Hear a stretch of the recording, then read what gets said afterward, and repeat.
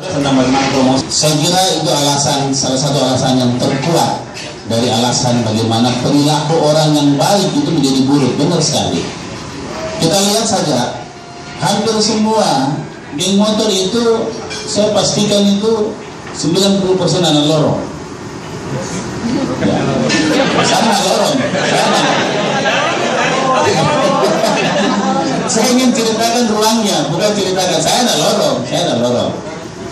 Barangkali sama dengan RTH, inilah barangkali Allah menghadirkan saya sebagai wali kota Makassar untuk memperbaiki ini. Karena ini kan given, ya, given. Bukan tiba-tiba saya jadi wali kota, tiba-tiba RTH kurang. Tidak begitu, ini sudah given sebenarnya. Nah, inilah kerja-kerja yang harus kita lakukan, karena dalam teori perencanaan itu perilaku membentuk ruang, ruang membentuk perilaku. Saya sekarang insya Allah, tapi bukan tahun ini, tahun depan, tahun ini kan tahun pelayanan publik. Masyarakat merasakan dulu kehadiran pemerintah. Tahun depan, tahun infrastruktur. Nah, inilah barangkali kita mulai masuk di situ. Saya punya program tata total lorong yang biasa masif, saya akan hijaukan dulu. Saya bikin namanya lorong garden. Mengenai sempit ataupun longgar, itu adalah menyangkut mata sebenarnya. Kalau kita desain dengan baik, kita bikin semua face off, jadi semua rumah-rumah yang kumuh, di depannya kita tanam pohon, tidak kelihatan rumah kumuhnya, itu akan lebih baik dan lebih kualitas lingkungannya lebih baik. Kemudian, insya Allah di lorong itu saya akan membeli 2 rumah, pemerintah membeli 2 rumah untuk membuat RTH atau ruang terbuka, bukan hanya hijaunya, ruang terbuka yang di lorong supaya anak-anak bisa main di situ. Persoalan di Makassar ini, anak-anak kita ini kan energi, tapi tidak ada ruangnya untuk mengungkapkan energitasnya itu. Sehingga apa yang kita lihat ini adalah fenomena energi yang belum dikelola dengan baik. Nah, sehingga muncullah seperti geng motor. Tapi kalau saya mewawancarai geng motor, 4 hari yang lalu 2 pimpinan geng motor dibawa ke tempat saya bicara, dia sudah sadar lah. Sudah sadar, sementara sadar. Saya wawancara dengan mereka. Baik, saya dibayangkan, saya cerita ini. Dia ini adalah seorang pembuat robot, juara robot di Makassar, mewakili Makassar ke Bandung. Ini bayangkan ini anak pintar. Di keluarganya dia tidak dapat ruang. Di sekolahnya dia dipukul gurunya pakai selang. Ya. Dia keluar sekolah, dia main gitar di lingkungannya, diusir. Jadilah geng motor. Salah satu yang keduanya, dia jago bikin kartun. Saya tes, kau bikin kartun coba. Bagus sekali. Kenapa? Sama polanya.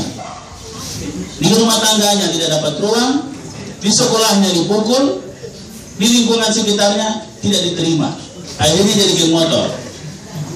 Nah, prosesnya itu mereka adalah pertama, mereka itu isap lem. Saya tanya lagi, apa perasaan isap lem itu? Apa hebatnya di isap lem? Dia bilang, Pak, kalau isap lem itu hanya kita yang lihat itu mobil melayang-layang. Kemudian awan menari-nari. Padahal cuma 8.000, Pak. 8.000 ya. Kita cerita. Coba kau lihat, kalau kau busur orang seperti apa? Kan busurnya bakal begini dia busurnya, bukan begini. Saya bilang, kenapa kau busur pakai begitu? Ini Pak, ditapak kalau gini Pak, ditapak. Saya diterangkan tentang bagaimana dia buat busur.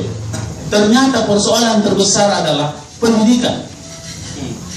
Kedua adalah ruang tadi, benar sekali tadi, ruang. Mereka tidak dapat ruang.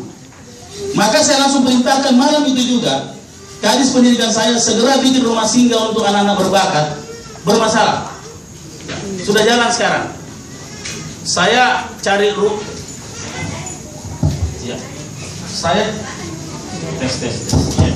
Saya cari rumah. Alhamdulillah saya dapat loket-loket PDAM.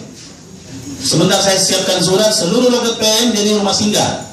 Sekarang saya lagi cari volunteer atau guru-guru yang bisa mendidik. Begitu waktu itu. Oh gitu. Makanya sekarang teman-teman blogger, sekarang coba kita kasih sembuh ini anak-anak adik-adik kita.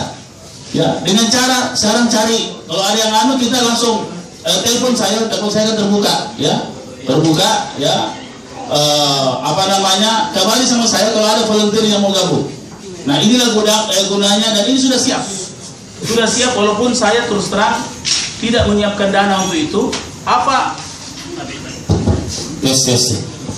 yang diperoleh oleh mereka akan ditanggung makan pagi sama makan siang. Jadi ibunya tidak menjadi bebannya cuma makan malam saja di rumahnya.